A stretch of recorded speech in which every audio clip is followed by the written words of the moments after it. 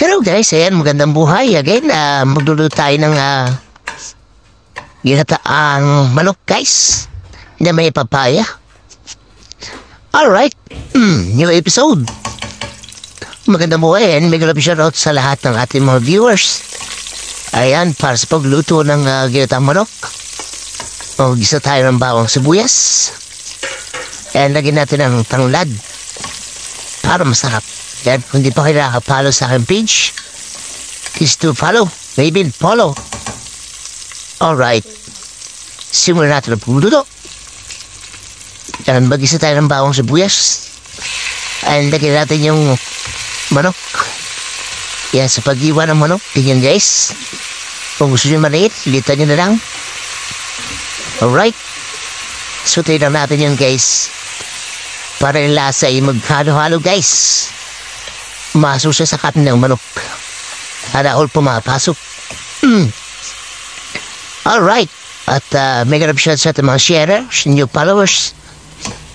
Shout out po sa inyo lahat. Thank you so much. Yan, takpan natin yan. Dahil lagyan natin yung papaya. Para sa nila magdali siyang lumambot.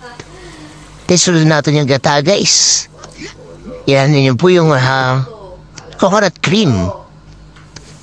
Alright, then natin siya kumulo.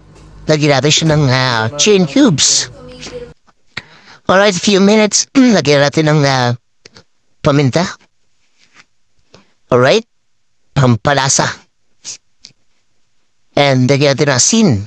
Depende sa inyo palasa guys. Kung matabang, dagdagan nyo. Alright, then lagyan natin ng kilsa mix. Alright. Ganyan sa mix ang ating nilagay. Baka naman. Then, yan, nakikita siya. As you can see, kumukulo na siya guys. Kili sa mix yun guys. Bali yan ay ito ko na kasi yung mga bukas. And lagay ko na. Baka masayang lang.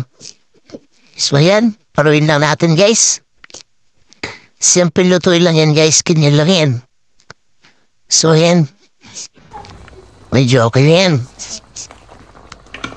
Ayan, pakulo na namin ng pakuluan. Nasa lumambot yung papaya. Pag malambot yung papaya, guys, pwede nyo lang hangoy yan. Bye-bye! See you!